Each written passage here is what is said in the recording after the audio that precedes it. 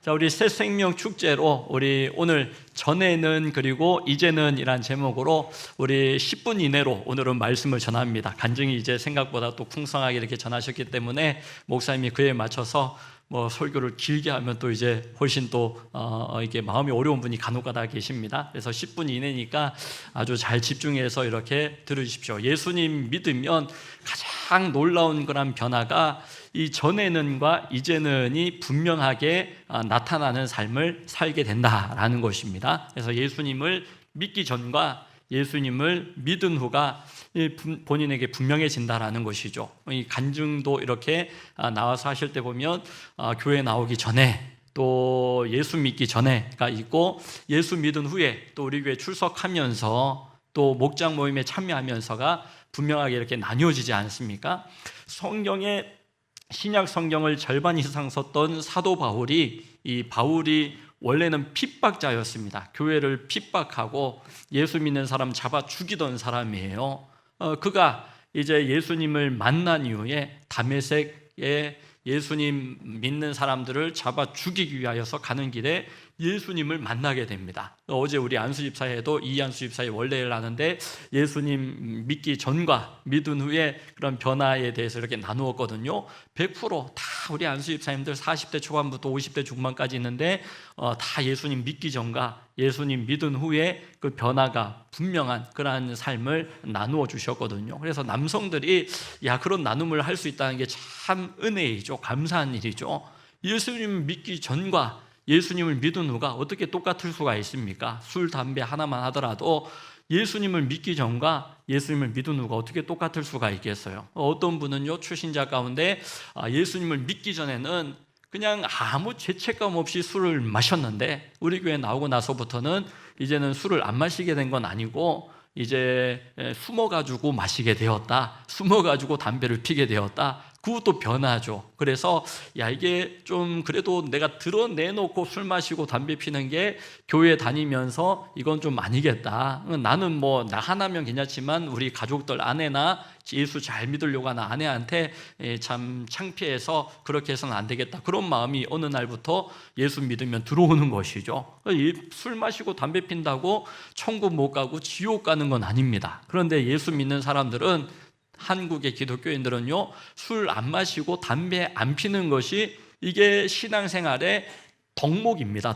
그러니까 덕이 되어지지 않는 거죠. 술, 담배나 우리 나쁜 말, 나쁜 행동을 하고 똑같이 살아가면 독도 되지 않고 은혜도 되지 않고 전도의 문을 막아버리게 되어지는 겁니다. 그러니까 착한 일을 해가지고 천국 가는 건 아닌데 예수 믿으면 우리 마음 가운데 예배 드리고 나면 은혜 받고 내가 좀 아내에게 잘해야 되겠다, 가까이 있는 가족들에게 잘해야 되겠다, 자녀들에게 좀 잘해야 되겠다, 부모님께 잘해야 되겠다, 이런 마음이 드는 게 정상이지 예배 드리고 나면 짜증이 나고 화가 나고 막 대판 안 싸울 일도 싸우게 되고 이렇게 되어지면 전혀 은혜가 우리의 삶을 이끌어가는 모습이 아닌 것이죠. 사도 바울은 분명하게 얘기하면 내가 전에는 핍박자였지만 내가 다른 것이 자랑거리였지만 뭐냐면 사도 바울은 잘 배운 사람이고 좋은 가정에서 자라났고 좋은 교육을 받았고 로마 시민권자였어요. 그 당시에. 그러니까 자랑할 것이 너무너무 많았는데 예수님을 믿은 다음에는 그 자랑거리가 예수 그리스도로 바뀌어지고, 여러분 전에는 핍박자였지만 이제 전도자로 내가 살아간다. 그게 이제 오늘 읽었던 빌립보서 2장 다음에 3장에 나오는 말씀이죠. 4절에 보면 내가 전에는 육체를 신뢰할 만하며 누구든지 다른 이가 육체를 신뢰할 만한 것이 있는 줄로 생각하면 나는 더욱더 육체를 신뢰할 만한 사람이다. 그러니까 육체에 대한 자랑거리가 많았던 사람인데 이제 예수님을 만난 이후로는, 예수님을 믿은 이후로는 완전히 변화되었다는 것이죠. 여러분, 큰 사건 사고를 만나면 사람이 어떻게 그 큰 사건 만나기 전과 후가 똑같을 수가 있겠습니까? 범을 만나도 달라질 겁니다. 호랑이를 내가 봤는데 또 호랑이를 내가 느꼈는데 그러면 달라지겠죠. 귀신, 세상 천지에 내가 귀신을 내가 만났는데 달라집니다. 귀신만 만나도 달라지는데 성령님을 만나고 하나님을 교회에서 소개받고 예수님을 내가 인격적으로 내가 한번 믿어봐야 되겠다, 전과 후가 어떻게 똑같아질 수가 있느냐라는 것이죠. 7절에 보면 사도 바울이 이렇게 고백합니다. 함께 읽습니다. 그러나 무엇이든지 내게 유익하던 것을 내가 그리스도를 위하여 다 해로 여길 뿐더러 8절 말씀에 내 주 예수를 아는 지식이 가장 고상함을 내가 이제는 믿고 살아간다라고 고백하거든요. 그래서 예수님을 믿고 생기는 변화라고 하는 것은 이 고백이에요. 내 주 예수를 내가 아는 것이 가장 고상함을 내가 이제 믿고 살아가는 그 삶입니다. 그래서 그 고상함이 헬라어로 후테렉소라고 하는 말을 씁니다. 후테렉소라는 단어를 쓰는데 인간이 노력하고 인간이 애를 쓰고 수고해서 얻을 수 있는 최상급의 상태가 후테렉소예요. 그러니까 이 땅 가운데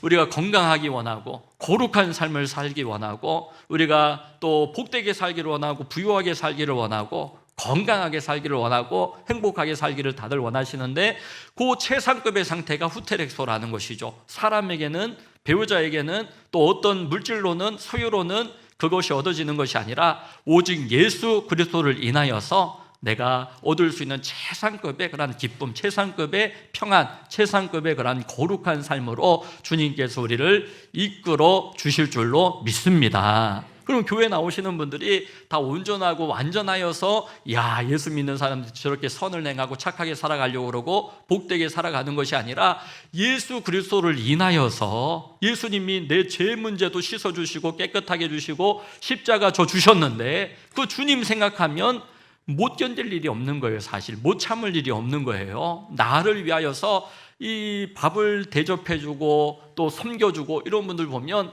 우리 새생명주제 가운데 저분이 저렇게 나를 섬겨주었는데 한 번은 같이 나가줘야 되겠다. 교회 이렇게 한 번만 꼭 나가달라고 그러는데 한 번은 나가줘야 되겠다. 어떨 때 그런 마음이 드냐 하면 이 섬김 가운데 내가 그래도 한번 나가겠다, 한번 초청에 내가 응하겠다, 이런 마음이 드는 것이거든요. 하나님은 왕이신데, 창조주이신데 나를 사랑하셔서 나를 귀히 여기셔서 십자가에 못 박혀 물을 다 쏟으시고 피를 다 흘리시고 못질 당하시고 창질 당하시고 채찍질 당하시고 그렇게 대신 죄인으로, 죄인이 아닌데 내가 죄인인데 하나님께서 그 모든 죄를 뒤집어 쓰고 십자가에 못 박혀서 대신 돌아가셨단 말이에요. 그러니까 누가 나에게 밥만 그냥 3번 사줘도 얼마나 고맙습니까? 내가 은혜를 갚겠다, 다음에 내가 대접하겠다, 이런 마음이 드는데 나를 위해 대신 죽어주신 왕이시란 말. 물에 빠져가지고 죽을 지경인데 그냥 헤엄쳐가지고 나오면 되지, 왜 수영을 안 배웠냐, 왜 물에 빠졌냐, 애초에 물 가까이 가지를 말지, 그렇게 곧다위로 얘기하는 게 아니라 하나님께서는요 직접 물 속으로 뛰어 들어오셔서 우리를 건져주시고 구원해주시고 살려주시고 대신 죽으신 하나님이셔요. 그 복음은 바로 하나님이 나를 사랑하시고 귀히 여기시며 내 죄 문제를 다 해결하시고 깨끗하게 하시고 이제 새로운 존재로 만들어주셨다라는 거예요. 그러니까 내가 어떤 신분인지, 내가 이제 하나님의 어떠한 존재인지를 깨달을수록, 알면 알수록 함부로 말하고 함부로 살아가고 죄를 쉽게 여기며 그냥 이게 복음을 누리는 거지, 이따위 소리하며 여러분 죄를 짓는 삶을 살 수는 없다라는 것이죠. 그렇게 살아가는 것이 아니라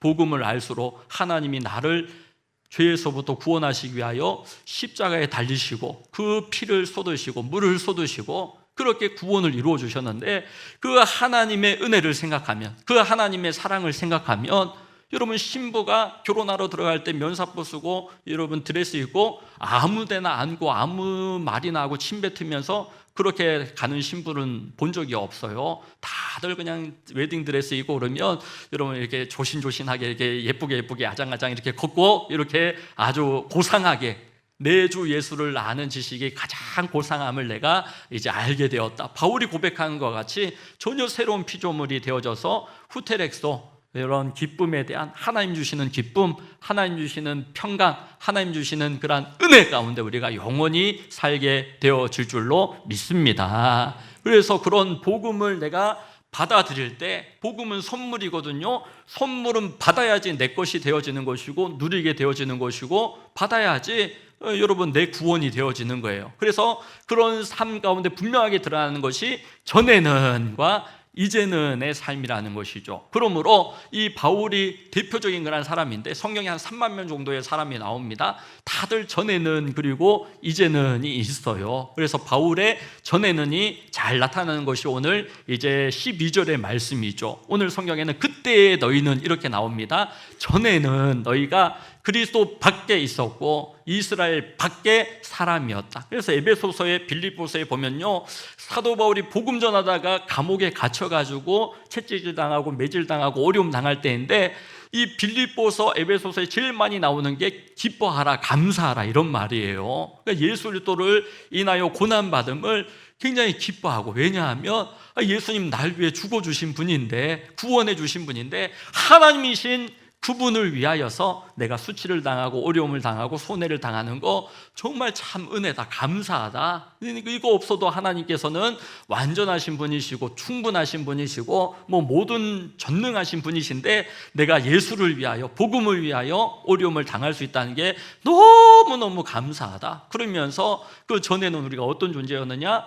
허물과 죄로 죽었던 너희라고 성경은 얘기합니다. 또 하나님의 진노의 대상이었다라고 성경은 얘기합니다. 그리고 하나님께 원수되었던 존재였다라고 그렇게 얘기합니다. 이 사도 바울이 핍박자였다니까. 사도 바울이 옛날에는 내가 얼마나 많이 배운지 알아? 얼마나 내가 서울대 하버드 나온지 알아? 이러면서 내 선생님이 누군지 알아? 나 로마 시민권자야. 그러면서 그걸 자랑했던 사도 바울이 예수님을 만난 이후에는 내 주 예수를 아는 지식이 가장 고상함을 알게 되었다. 그걸 가장 귀하게 여기게 되었다. 이런 변화가 우리 삶에서도 나타나고 고백되어지고 간증되어질 수 있기를 주의 이름으로 축원합니다. 그러면 이제는 어떻게 되어졌느냐? 그게 이제 13절, 14절의 말씀이죠. 우리 함께 읽습니다. 이제는 전에 멀리 있던 너희가 그리스도 예수 안에서 그리스도의 피로 가까워졌느니라. 그는 우리의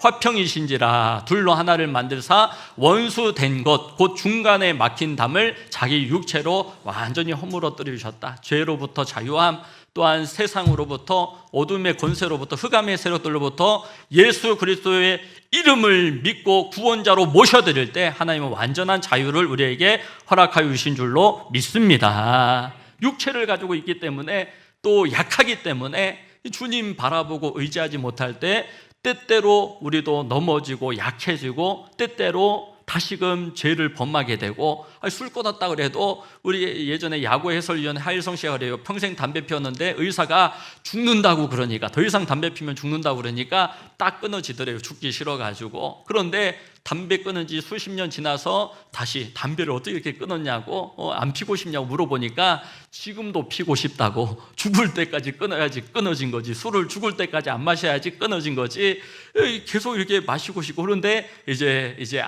죽을까 봐 이제 안 하게 되어졌다라는 것이죠. 죄에 대한 유혹은 그런 것입니다. 사람이 육체를 가지고 있기 때문에 죄가 재미있습니다. 죄 지고 사는 게 재미있습니다. 몰래 이렇게 하는 게 안 들키면 되지, 안 들킬 줄 아는데 다 들킵니다. 그러니까 들키고 나면 재수가 없었다고 그러고, 아까 간증자도 3번 음주운전 적발되었는데 사실은 나는 30번 넘게 음주운전 했는데 막 이러면서 하지 않습니까?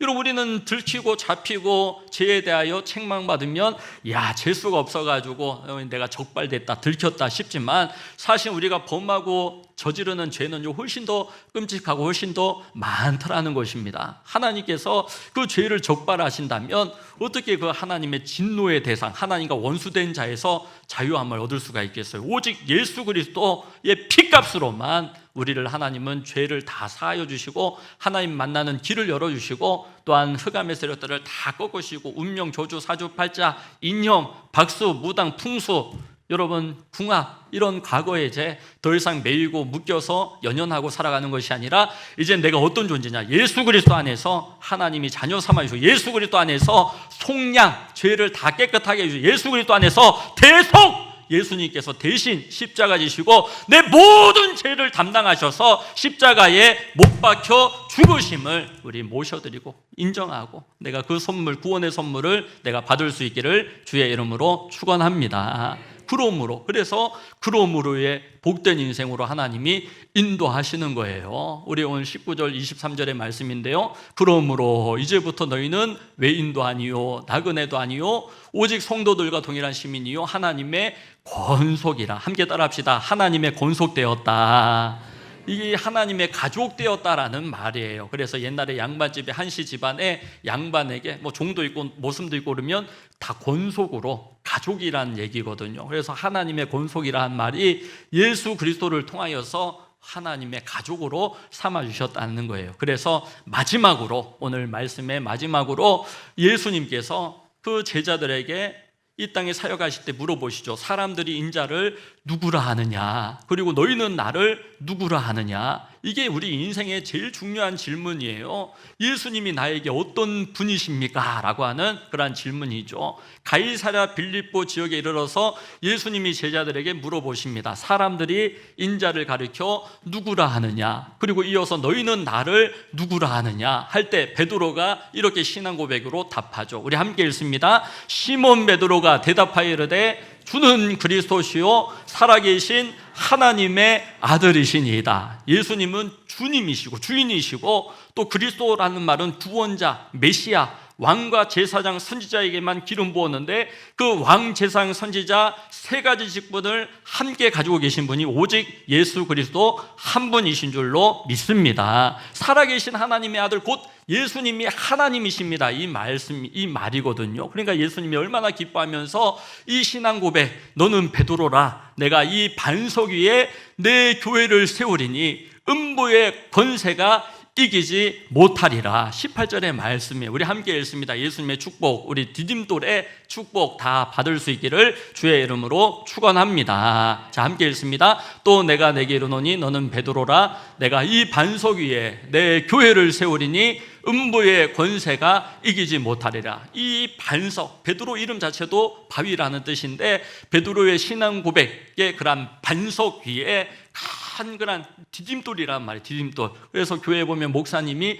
디딤돌의 사명 감당하고, 우리 직분자들이 아까 전에 이렇게 비밀로 해달라고 그러는데, 야, 비밀로 지켜주셔가지고 참 감사하다고 그렇게 얘기도 하잖아요. 그래서 야, 다른 사람 깎아내리고 험담하고 약점 잡고 이러면 디딤돌이 아니에요. 디딤돌은 믿음을 세워주고 믿음을 이끌어주고 기도해주고 격려해서 그렇게 믿음이 자라날 수 있도록 부모가 해야 되는 게 디딤돌 역할, 직분자가 해야 되는 게 디딤돌의 역할, 목회자가 해야 되는 게 어떻게든 생명을 살리고 사람을 세우고 건져야지. 내 편하다고, 내 쉽다고, 내가 그냥 편하게 누리고 살고 싶다고 했는데 사람들이 실족하고 믿음을 까먹고 교회에 나가야 되나 말아야 되나 그러면 디딤돌이 아닌 것이죠. 이 베드로가 여러분 그 다음 장면에서 같은 현장이에요. 이 귀한 신앙 고백 가운데 너는 반석이다, 디딤돌이다 라고 주님의 축복을 받는데, 예수님이 이제는 십자가 좀 얘기해 줄게, 십자가 지고 인자가 못 박혀 죽어야 너희가 구원받을 수 있다 라고 얘기하실 때 베드로가 아하, 주여 그리하지 마옵소서, 주여 그리하지 마옵소서, 주님 십자가 지지 마옵소서, 내가 맡겠습니다, 내가 주님을 보호하겠습니다 라고 할 때 주님께서 베드로를 책망하시며 말씀하시죠. 사탄아 물러가라, 사탄아 뒤로 물러가라, 너는 나를 넘어지게 하는 자로다. 방금 전에 디딤돌로 베드로의 신앙 고백 위에 교회를 세우겠다고 하신 주님이 다음에 십자가 지지 마십시오, 십자가 우리는 거절합니다 라고 할 때에 베드로에게 야, 너 지금 말은 사탄이 주는 말이야, 걸림돌 되게 하는 말이야. 여러분 교회 안에도 이 다들 온전한 사람, 여러분 다들 깔끔한 사람들이 와서 신앙생활 하는 게 아니라 다들 천부여 의지 없어서 힘들고 약하고 어렵고, 주님 제가 자빠졌어요, 어려워요, 힘들어요, 못 살겠어요, 이런 분들이 교회에 나오시는 거예요. 그런 분들이 말씀 받고 은혜 받고 치유받고 점점 건강해지는 거거든요. 건강해지는 과정 가운데 계시다라는 것이죠. 그러므로 한 사람 안에 누구 안에든 디딤돌의 믿음도 있는 반면에 또 걸림돌에 장애물 하는 그런 마음의 가시 같은 것들이 있는 거예요. 상처가 있는 거예요. 그렇기 때문에 은혜를 받으면 자꾸 디딤돌의 사명을 감당하게 되는데, 자꾸 은혜를 떠나게 되면, 말씀을 떠나게 되면 자꾸 세상 즐거움을 추구하게 되어지면 걸림돌에 그러한 이제 거치는 그러한 돌이 되어지게 되는 것이죠. 그러므로 오직 예수 그리스도 바라보는 그런 반석 위에 교회를 함께 세워나가는 우리 모두가 되어질 수 있기를 주의 이름으로 축복합니다. 복음을 오늘 요약해 드릴게요. 그래서 하나님께서 세상을 사랑하시고 여러분 하나님의 그런 기쁨, 하나님의 부요, 하나님의 번성, 하나님의 거룩, 하나님의 왕권, 또 하나님의 영생을 누리게 하셨습니다. 이게 하나님의 원래의 계획이에요. 그래서 천지창조라고 하는 그런 그림을 보시면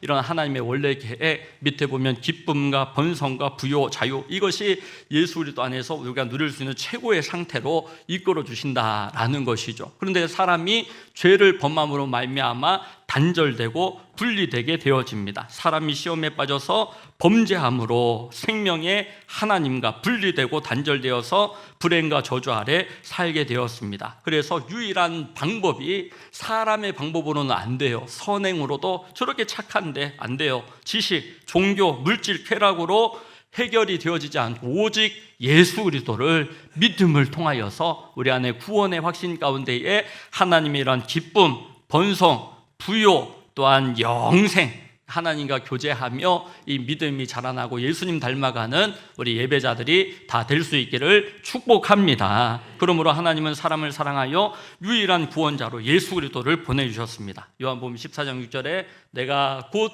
유일한 길이요 유일한 진리요 유일한 생명이니 나로 인하지 않고는 아무도 아버지께로 올 자가 없다 분명히 말씀하시죠. 예수님을 마음으로 믿고 입으로 시인하면 구원에 이른다라고 말씀하시고요, 영접하는 자, 곧 그 이름을 믿는 자에게는 하나님의 자녀가 되는 권세를 주셨다라고 약속해 주셨습니다. 우리 집을 사고 땅을 살 때도 이 계약서 찍고 중도금, 잔금 치르면 내 거 되는 거잖아요. 내 거 아닌 것 같은데 그 느낌이 아닌데 그래도 딱 도장 찍으면 내 거 되는 겁니다. 성경은 하나님의 약속이에요. 그렇기 때문에 하나님께서 예수님을 믿기만 하면, 영접하면 하나님의 자녀가 되는 권세를 주셨다. 이 예수님께서 우리의 구원자 되시고 주인 되셔서 예수 믿어 구원받고 천국 가는 우리 모든 예배자들이 될 수 있기를 축복합니다. 우리 다음에 기도의 내용을 우리가 진실된 마음으로 이제 예수님을 믿고 영접하기를 원합니다. 우리 하나님 아버지, 이게 예수님 마음속에 주님으로 모셔드리는 그러한 기도거든요. 자, 함께 우리 보시고 또박또박